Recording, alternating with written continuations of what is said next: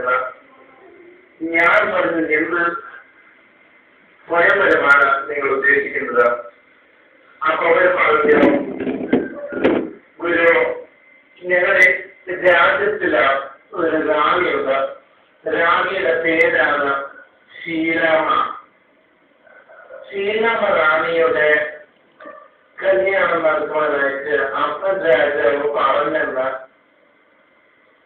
എനിക്ക് ഈ നാട്ടിലെ അത്രയും കുഴിച്ചിലും ചങ്കൂറ്റം മാത്രമുള്ള ഒരു ആണിനെ ഞാൻ കെട്ടിച്ചു കൊടുക്കുകയുള്ളൂ എന്റെ മകളെ. അതായത് മകൾ റാണിയെ കെട്ടിച്ചു കൊടുക്കുകയുള്ളൂ എന്ന്. അപ്പോ അതിനു വേണ്ടിയാണ് കുഞ്ഞാലികളെ ഒരു മത്സരം വെച്ചത്. ഈ മത്സരത്തില് ഒരു ഡബിളായിരിക്കും വെച്ചിരിക്കുന്നത്. ഏവർക്കും ഡബിൾ എന്താണെന്നുള്ളത് അറിയാമായിരിക്കുമല്ലോ. ആ ഡബിള് ആരാണ് പൊക്കുന്നതെങ്കിൽ അവരായിരിക്കും ഈ റാണി കെട്ടുന്നത്.